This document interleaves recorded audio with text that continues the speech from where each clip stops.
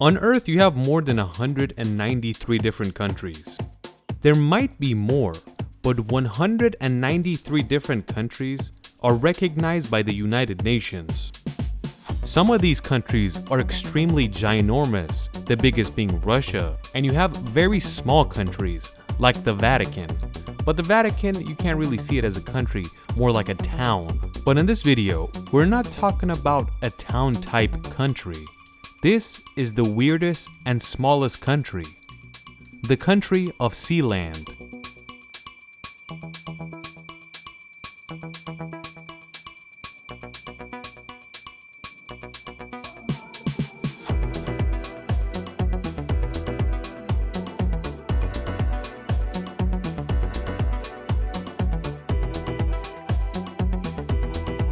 Don't mistake this country for cylinder.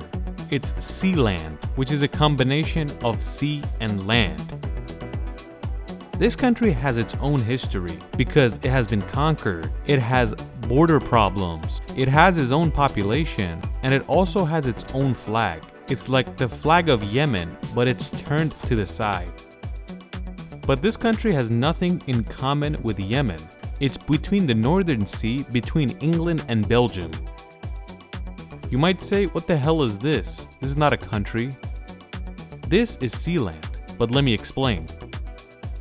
Sealand is a platform in the sea, and it's mostly considered a fort. It's a 4,500-ton platform that was put in place during World War II.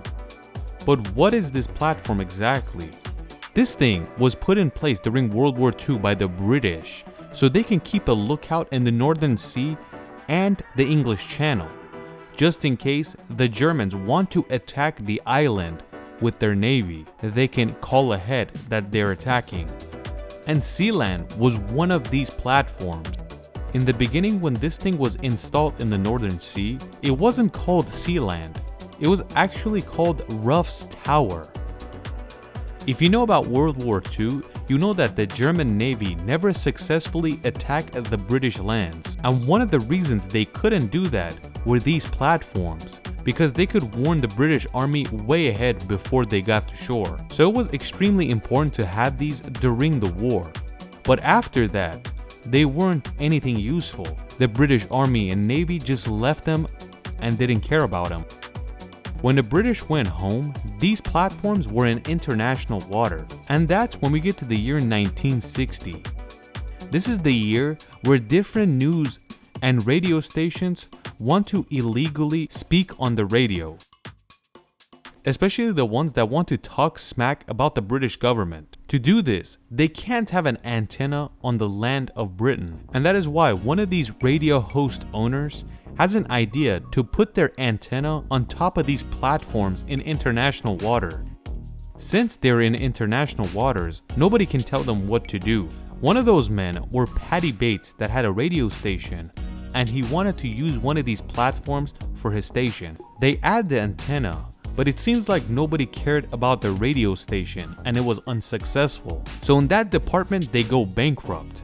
But Paddy Bates has a different idea about this platform he's using. He thinks to himself that this platform could be a country, and he even chooses a name for it, Sealand. And just like we said earlier, he even creates a flag for it. On September 2nd, 1967, this 1-acre platform in the middle of the Northern Sea is established as a country. Paddy Bates is also chosen as the leader of Sealand after he announces this. But nobody was in the voting process because it was only him, and the only vote went to him. The election was fully legal because he had no opposition. When the British government heard this, they didn't care about it because they thought it was something stupid. But how can a country be a country? A country has to have a set amount of people living there, meaning the population, a specific border and a map, a government, and have a relationship with different countries. But the most interesting part was that Sealand had every single one of these. It has a population of 2. It has a set map. It has a government. And it's also open for relationship with different countries. But it does not have one extremely important thing, and that's the recognition of different countries. No country has recognized Sealand as a real country. The most important thing for a country to be a country is for other countries to accept you as a country. Like for example, when you look at Israel and Palestine, half the countries recognize Israel as a country and the other half recognize Palestine as a country. But for example, some countries recognize both countries, like China. And this is one of the reasons that creates even more tension between Israel and Palestine. So Sealand has everything but the recognition of other countries. It's interesting to note that in the year 1968, meaning 1 year after the establishment of Sealand, and Paddy Bates, since he was not a poor man, spent most of his time on Sealand. Then on November 1968, a British Navy ship starts to approach Sealand, and when they get a little too close, Paddy Bates himself, since he was on the platform, shoots him with a flare. The flare does not hit the ship, but he does shoot towards the ship. The Navy ship decides to book it and go back to the English shore, and they announce that this has taken place. When Paddy Bates gets back to his country, they send him a letter that you have to show yourself in court on this date. But it seems like the court took his side. They recognized Sealand as Paddy Bates' land, and they said the British Army had no right approaching his piece of land, so he was in the right. They didn't recognize Sealand as a country, but more like his private property. 10 years passes and we get to the year 1978, when a German man decides to invade Sealand. You might ask, who the hell is Alexander Achenbach?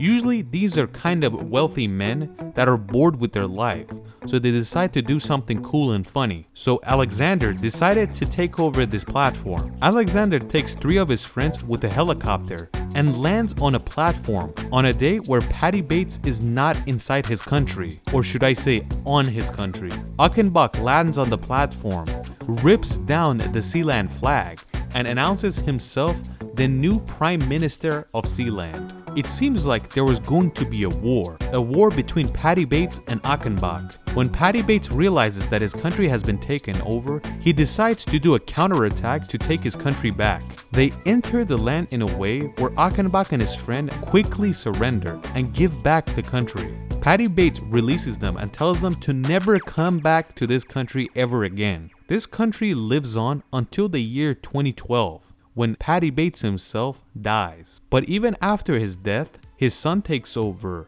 and the country lives on with the same name and flag. UK's government doesn't say anything either, because this being a country is no threat, but it's something interesting, and it brings more attention to England itself. Maybe it could be a tourist attraction in the future, because the platform itself is becoming very old. It's more than 70 years old. In this water, you have tens of different platforms. If each one of them turns into a country, then that would be a huge problem for the British government, and they couldn't stand that. A lot of people say that the reason they don't care about Paddy Bates owning this area is because he's from England and he's a British man. But if it was a Frenchman or Russian, they would have a problem with it, and they wouldn't allow that to last more than a week. If Alexander Achenbach, the German, had taken over, they wouldn't allow that either. What do you guys think?